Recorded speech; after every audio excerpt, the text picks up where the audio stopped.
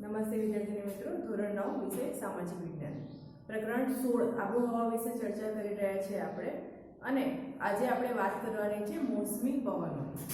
એક સાદું ઉદાહરણ આપું તો તમારી સામે જ્યારે ટેબલ ફેન ચાલુ કર્યો હોય તો એ જે પવન આવે છે તો જે એ ટેબલ ફેનની નજીક બેઠું હશે એને પવન છે એ વધારે ગતિથી અથડાશે.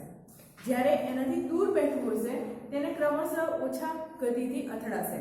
એટલે કે નજીક બેઠું હશે તેને વધારે પવન લાગશે અને ધીરે ધીરે ધીરે એનાથી દૂર અંતરે હશે તેને ઓછા પવન લાગશે. આવો જ એક કુદરતી ઘટના સાથે સંકળાયેલા છે મોસમી પવનો, કે જે મોસમી પવનો એ અહીંયા તમને નકશામાં દેખાય તો આપણો ભારત દેશ છે અને ભારત દેશની આજુબાજુમાં એટલે કે ત્રણ ખૂણાએ દ્વીપકલ ત્રણ બાજુમાં સમુદ્ર આવેલો છે. આ સમુદ્ર એટલે અહીંયા હશે અરબ સાગર, નીચે હશે હિન્દ મહાસાગર અને અહીંયા હશે બંગાળાની ખાડી. ભારતની પશ્ચિમે અરબ સાગર, અહીંયા નીચે દક્ષિણે એટલે કે હિન્દ મહાસાગર અને એની પૂર્વે બંગાળાની ખાડી. સમુદ્ર કિનારો હોવાથી શું થશે? સમુદ્રમાં ભરતી અને ઓટની પ્રક્રિયા થાય. દરિયા કિનારે પવન વધારે ફૂંકાતો હશે, એ તમે પણ અનુભવ્યું હશે.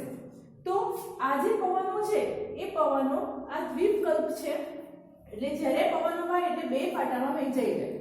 આ બે ફાટામાં પવનો મોસમી પવનો વહેંચાય અને એ છે એક અરબ સાગરથી એટલે આ બાજુમાં અરબ સાગર છે, અરબ સાગરથી વાતા મોસમી પવનો અને આ બાજુ છે બંગાળાની ખાડી પરથી વાતા મોસમી પવનો.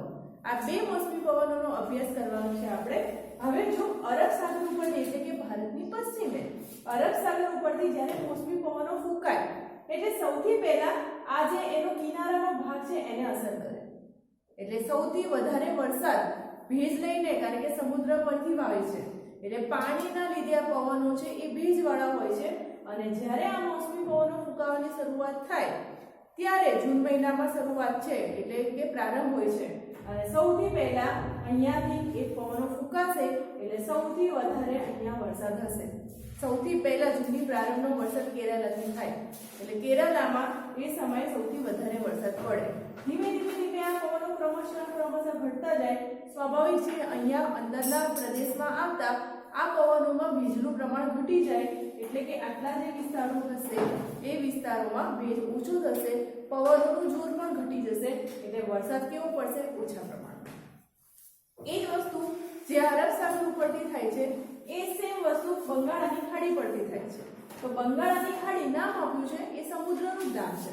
તો બંગાળાની ખાડી ઉપરથી પણ મોસમી પવનો વાય છે અને આ પવનો છે એ આ વિસ્તારને અસર કરે છે. એટલે કે મેઘાલયમાં સૌથી વધારે વરસાદ થાય છે. અસમ તો આ મેઘાલય અને અસમમાં એટલે કે આ વધારે વરસાદવાળો પ્રભાવિત વિસ્તાર હશે. પવનો હોય, પવનોની ગળતી ચારે બાજુમાં ફંટાતી હોય, એ પવનો આમથી પણ જાય, અહીંયાથી પણ જાય, આ સાઈડમાંથી પણ આ પ્રભાવ કરે એટલે આ અરબ સાગરથી વાતા પવનો છે એ અનુક્રમે આમથી આમ ફંટાઈને એ છેવટે આ બંગાળાની ખાડીમાં જે વાતા પવનો છે સાથે ભળી જાય અને ભળી જાય એટલે એનું પરાવર્તન થઈ જાય.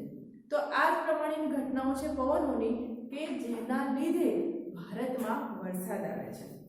કેટલાક વિસ્તારોમાં સૌથી વધારે વરસાદનું પ્રમાણ હશે તો કેટલાક વિસ્તારમાં એનું નહીવત કે ઓછું પ્રમાણ હશે. એટલે આ એક મોસમી પવનોને જ આભારી છે આબોહવાનું પરિવર્તન. તો આપણે અહીંયા જોઈએ સૌપ્રથમ જે બે ફાંટા પડે છે એમાંનો એક ફાંટો કે અરબ સાગર પરથી વાતા મોસમી પવનો. તમે નકશામાં જોઈ શકો છો આ સાઈડમાં અરબ સાગર છે તો અરબ સાગરથી વાતા જે મોસમી પવનો છે તેની શું અસરો થાય છે? તો સૌપ્રથમ તો વર્ષા ઋતુનો જે પ્રારંભ છે એ વર્ષા ઋતુનો પ્રારંભ જૂન મહિનાની શરૂઆતમાં, જૂનથી શરૂઆત થઈ જાય વર્ષા ઋતુની તો દક્ષિણમાં એટલે કે આ દક્ષિણ સૌથી વધારે આ વિસ્તાર કયો છે દરિયા કિનારાની નજીક? તો ભારતનો દક્ષિણ પ્રદેશ. તો દક્ષિણથી શરૂઆત થઈ જાય છે અને દક્ષિણમાં જો સૌપ્રથમ આવે તો કેરળ. તો શરૂઆતમાં દક્ષિણના કેરળથી શરૂઆત થઈ જાય છે. કેરળમાં સૌથી પહેલા વરસાદ પડે. પછી શું થાય કે અરબ સાગર ઉપરથી જે આવતા પવનો છે એની આડે પશ્ચિમ ઘાટ આવે છે. પશ્ચિમ ઘાટ એટલે કે આ જે જેટલા પણ ઢોળાવો તમને દેખાય છે એ આ બધા પવનો અહીંયાથી ફૂંકાય એટલે ધીરે ધીરે જે પશ્ચિમના ઘાટ આવે છે એ દરેકે દરેક પશ્ચિમ ઢોળાવો પર અતિ ભારે વરસાદ પડે છે. પશ્ચિમના જે કિનારા તમને સમુદ્રમાં અહીંયા કિનારા દેખાય છે ભારત દેશના, તો આ તમામે પવનો જો અહીંયાથી ફૂંકાય તો કેરળમાં શરૂઆત થઈ જાય અને પછી આટલા જેટલા પણ વિસ્તારો જે પશ્ચિમી ઘાટના છે એ બધામાં અતિ ભારે વરસાદ થાય છે. તમે જોયું હશે મુંબઈમાં સૌથી વધારે વરસાદ, ઘણીવાર પૂર આવે છે, અતિવૃષ્ટિ થાય એવી પરિસ્થિતિ હોય છે કારણ કે દરિયા કિનારાની નજીક આવેલું છે. સૌરાષ્ટ્રમાં પણ એવી પરિસ્થિતિ હશે તો આ જે પણ સમુદ્રના કિનારાને અડીને પશ્ચિમના ઘાટો છે એ બધામાં જે પણ પશ્ચિમ ઢોળાવો છે ત્યાં સૌથી વધારે વરસાદ છે એ રહે છે. એટલે આ ઢોળાવોમાં પશ્ચિમ ઘાટના પ્રદેશો પર સૌથી વધારે વરસાદ.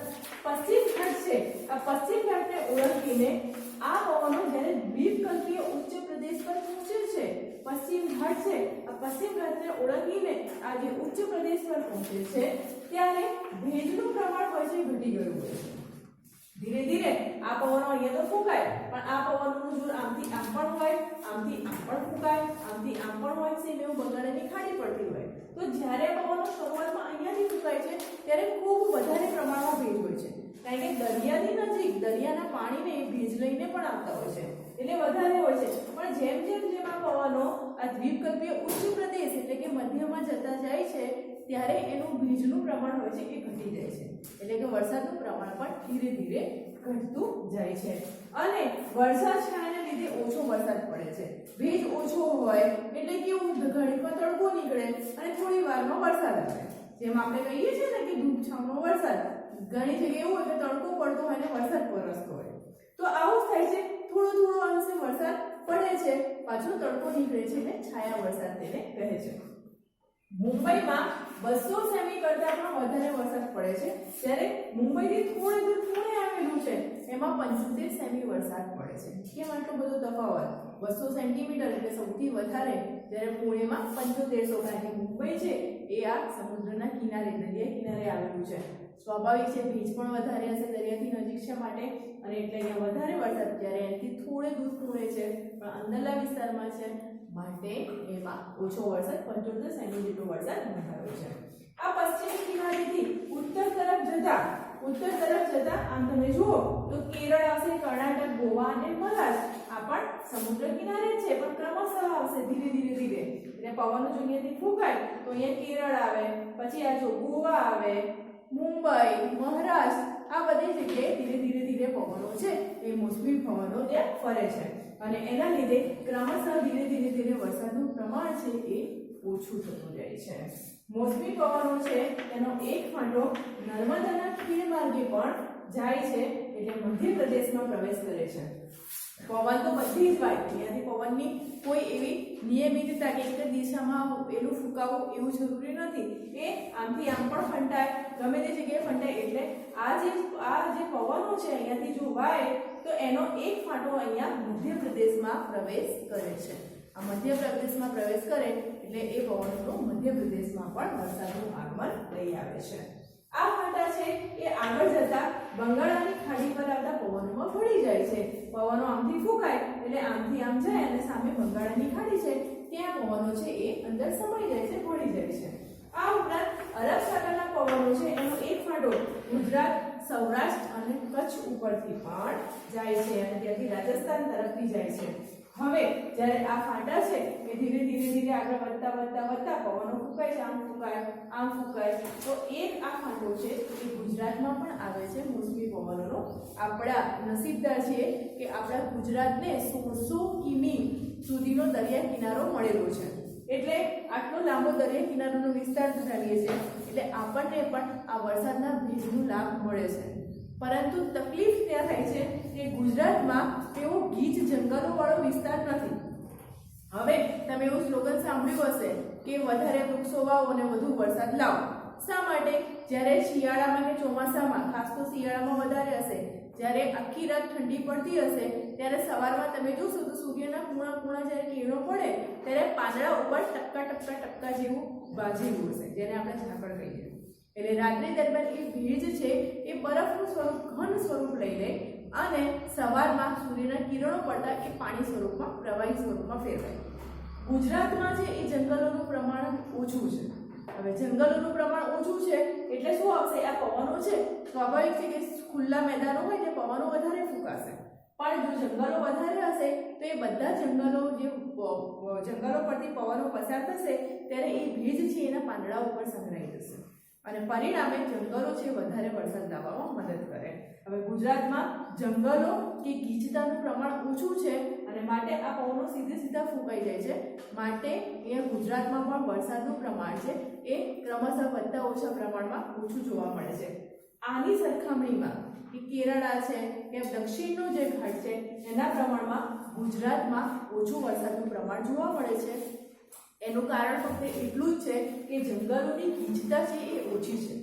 હવે ગુજરાતમાં રાજસ્થાન અહીંયા અડીને છે તો જ્યારે પણ આ જે ફાંટા છે એ ક્રમશઃ સૌરાષ્ટ્રમાં છે, પછી ધીરે કચ્છમાં જાય અને કચ્છથી રાજસ્થાનમાં, તો રાજસ્થાનમાં આવતા રાજસ્થાનમાં તો સાવ રેતી છે, રેતિયાળ પ્રદેશ છે.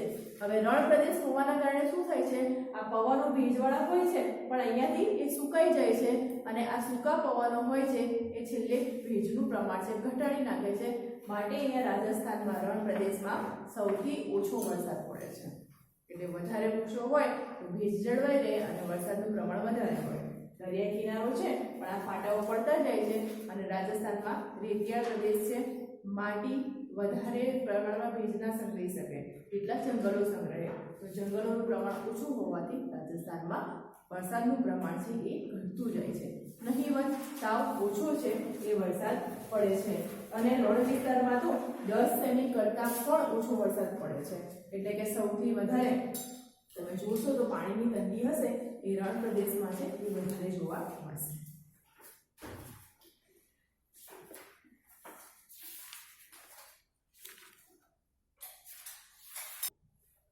હવે વાત કરીએ બંગાળાની ખાડી પરથી આવતા મોસમી પવનો. બંગાળાની ખાડી કે જે ભારતના પૂર્વ તરફ છે, આ પણ દરિયો જ છે પણ તેનું નામ આપ્યું છે બંગાળાની ખાડી.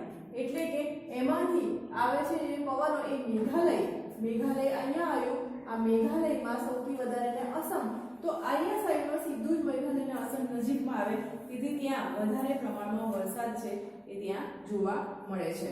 અહીંયા આપણે દખાણમાં વાત કરીએ તો મેઘાલય સુધી આગળ વધીને જ્યારે વરસાદ પહોંચે ત્યારે ત્યાં વધુ વરસાદ પડે. સ્વાભાવિક છે કારણ કે ત્યાં સૌથી વધારે અડીને દરિયો આવેલો છે. એટલે જ્યારે પણ જેમ અરબ સાગર ઉપરથી પવનો વાય છે એ મેઘાલય અરબ જે બંગાળાની ખાડી છે ત્યાંથી પણ પવનો વાઈને એ સીધા મેઘાલય અને અસમ સુધી વિસ્તરે છે. એટલે સૌથી વધારે જે પ્રદેશ આવે ત્યાં વધારે વરસાદ પડે.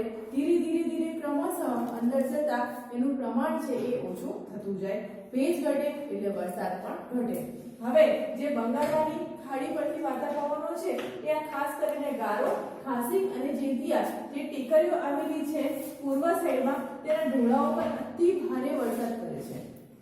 સમુદ્ર કિનારાને અડીને જે જગ્યાઓ છે ત્યાં આ ટેકરીઓ છે અને ત્યાં સૌથી વધારે પ્રમાણ વરસાદનું હોય છે.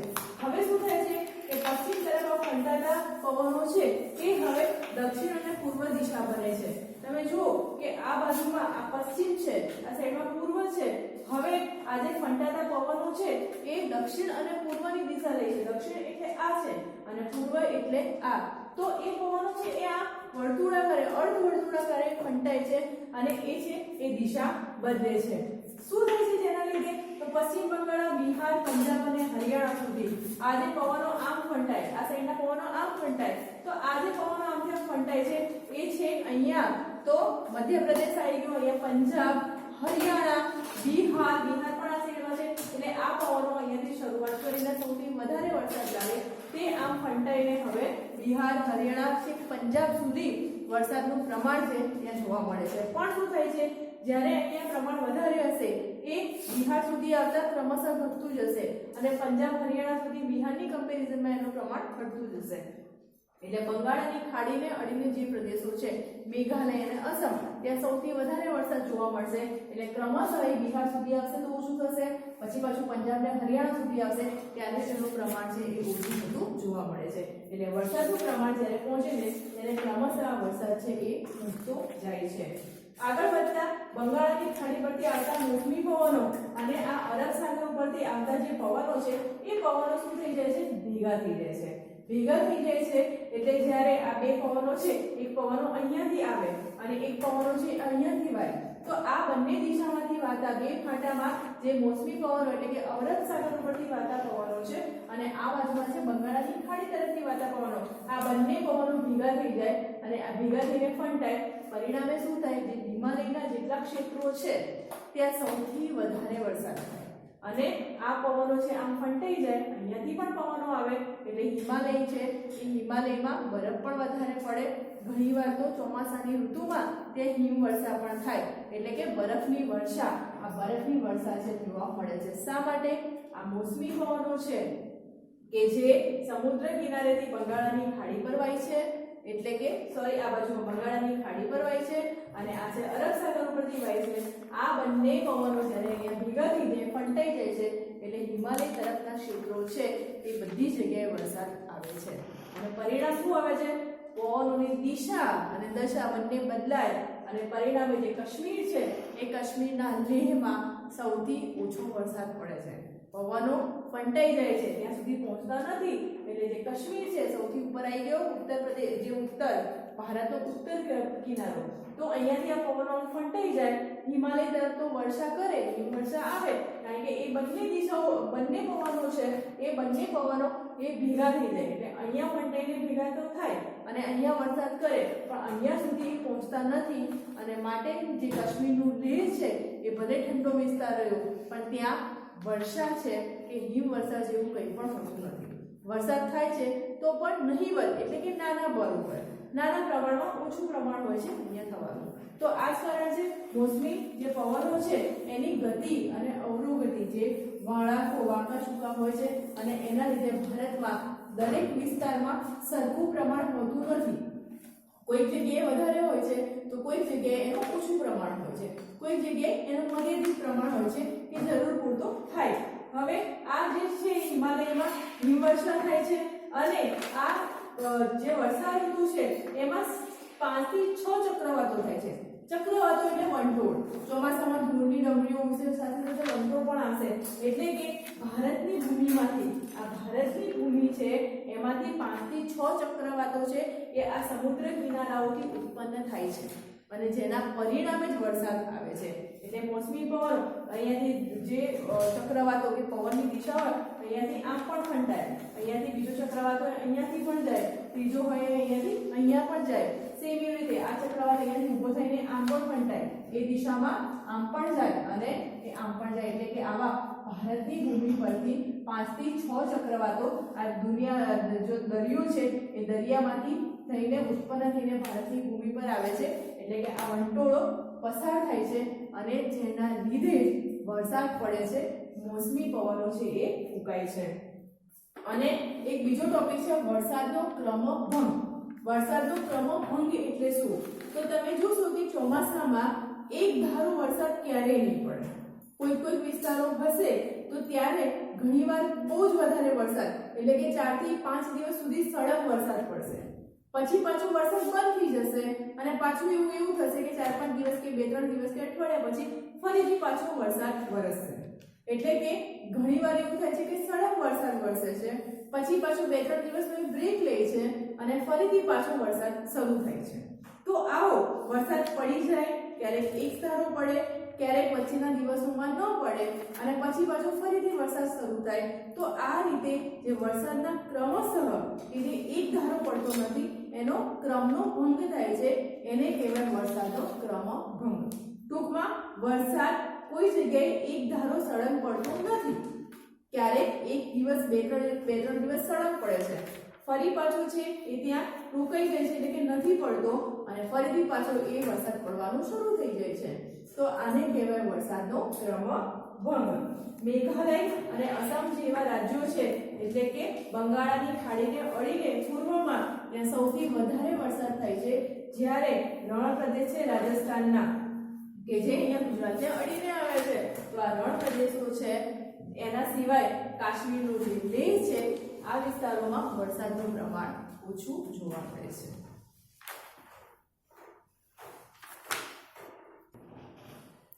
નિર્વર્તન ઋતુ એટલે કે પાછા ફરતા મોસમી પવનોની ઋતુ.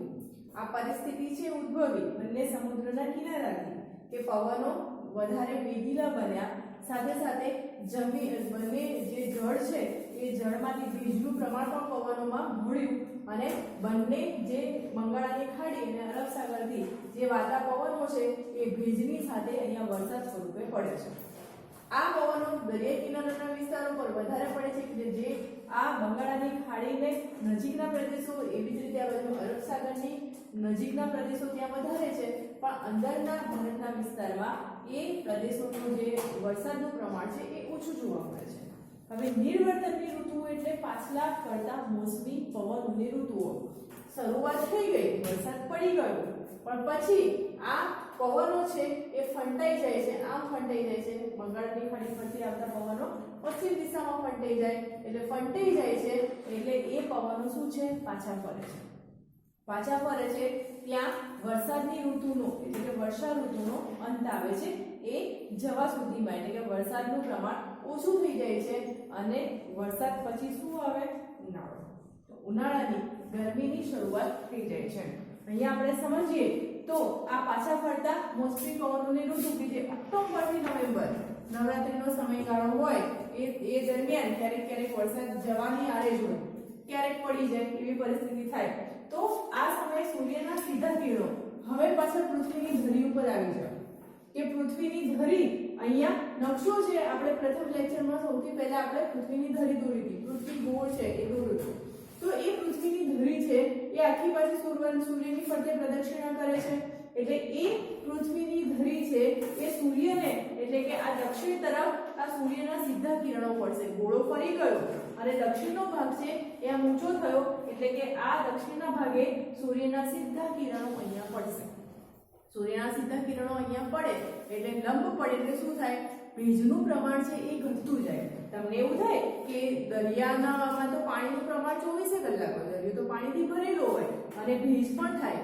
તો કેમ દરેક વખતે વરસાદ નથી હોતો કે ચોમાસાની ઋતુમાં જ કેમ વરસાદ હોય?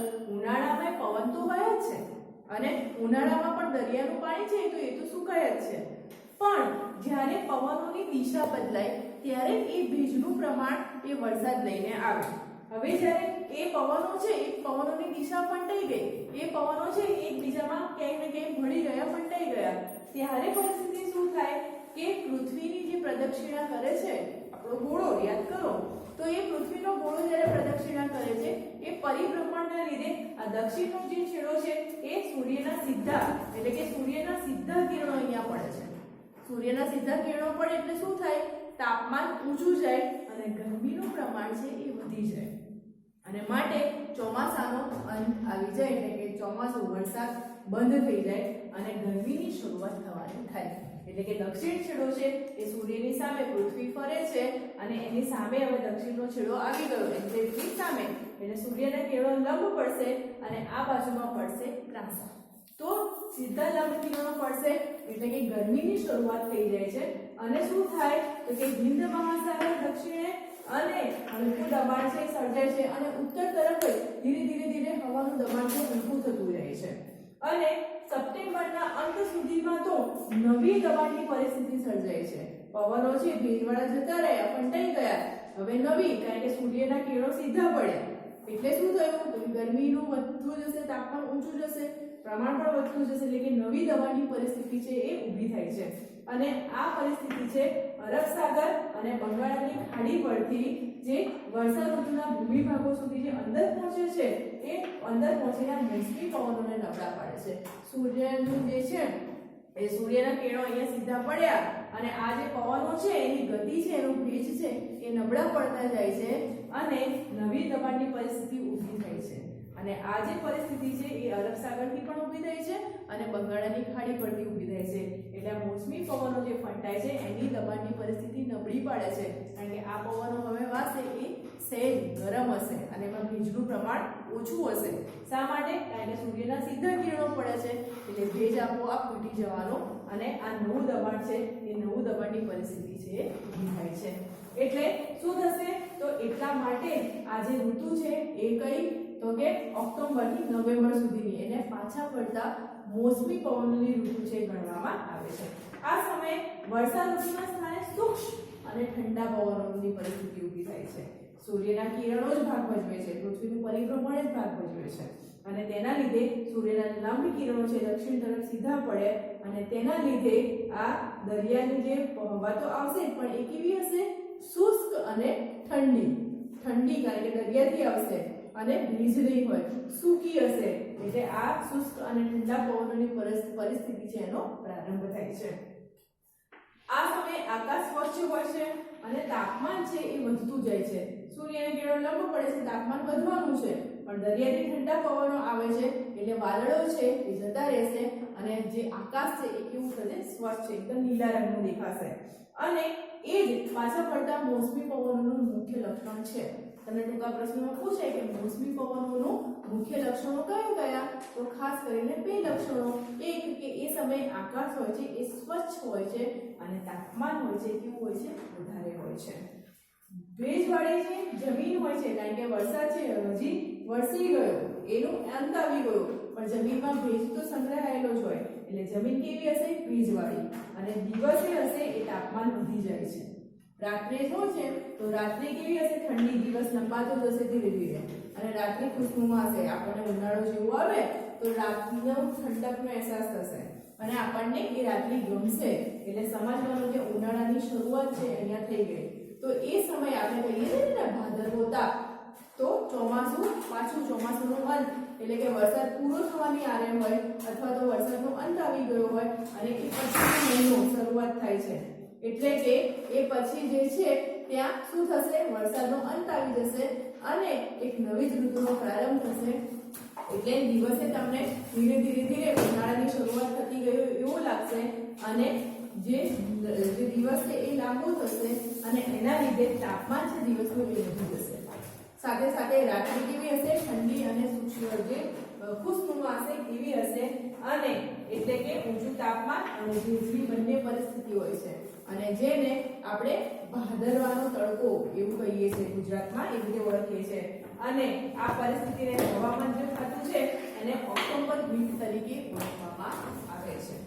ઓક્ટોબર હીટ એટલે જ તાપમાન ઊંચું અને ભેજવાળી પરિસ્થિતિ. રાત્રિ કેવી હોય? ઠંડી હોય અને ખુશનુમા હોય. હવે છેલ્લો ટોપિક જે આપણો છે કે આબોહવાની માનવ જીવન ઉપર અસર શું થાય છે. આપણે સૌપ્રથમ જ ચર્ચા કરી હતી કે માનવ જીવન છે એની રહેણી કહેણી, એનો પોશાક, એનો ખોરાક, આ તમામ ઉપર માનવ જીવનની અસર પડે છે. મોસમી પવનો છે એ મોસમી પવનો ઘણી જગ્યાએ એટલા બધા વરસાદ લાવે છે કે જ્યાં અતિવૃષ્ટિ થઈ જાય છે, પૂર જેવી પરિસ્થિતિ ઊભી થાય છે. ઘણીવાર ઊભો પાક હશે એ ઘણો આખો નષ્ટ થઈ જાય છે. જ્યારે ગુજરાતમાં ની વાત કરીએ આપણે તો રણ પ્રદેશ જેવા વિસ્તારોમાં વરસાદ પડતો જ નથી. હવે જે ઉદ્યોગો હોય છે, ખાસ કરીને કપાસ હોય, તમાકુ હોય, તો આ જે ઉદ્યોગો છે એ હવે પાક જ નથી થવાનો, તો કાચો માલ છે એ ઉદ્યોગોને મળવાનો નથી એટલે ઉદ્યોગોના ઉત્પાદન પર સીધી અસર થાય. હવે ઘણી જગ્યાએ વધારે વરસાદ વરસે તો પૂર અને અતિવૃષ્ટિ આવે, માલહાની જે માનવોની પણ હાનિ થાય અને સાથે સાથે એમના જનજીવન ઉપર પણ અસર પડે. હવે રણ પ્રદેશની વાત કરીએ અહીંયા રણમાં તો શું થશે કે રણ પ્રદેશ અને પહાડી વિસ્તારો છે એમનું જીવન છે એ વધારે હાડમારી વાળું હશે. જે લોકો સંપૂર્ણ વરસાદ ઉપર આશ્રિત છે તો એ વરસાદની સિઝન સિવાય બીજી કોઈ જે ખેતી છે એ લઈ શકવાના નથી. જે જગ્યાએ સિંચાઈની અસર ના હોય ત્યાં હવે સિંચાઈની સગવડ હોય ત્યાં તો વાંધો નહીં, પાક લઈ શકાય.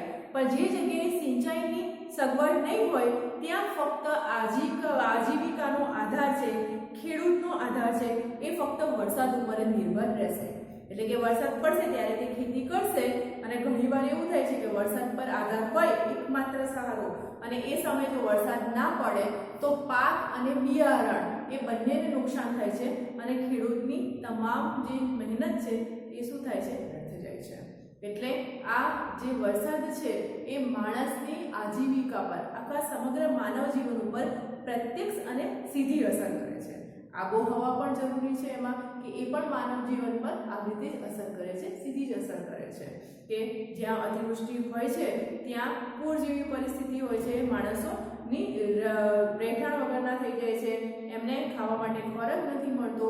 જ્યારે રણ વિસ્તાર હોય છે એ લોકોને સિંચાઈની સગવડ ના હોય, વરસાદ ઉપર નિર્ભર હોય છે અને એમની આજીવિકાનો પ્રશ્ન પણ ત્યાં ઊભો થાય છે. એટલે કે વરસાદ સિવાય બાકીની સિઝનમાં એ લોકો શું છે? બેકાર બની જાય છે.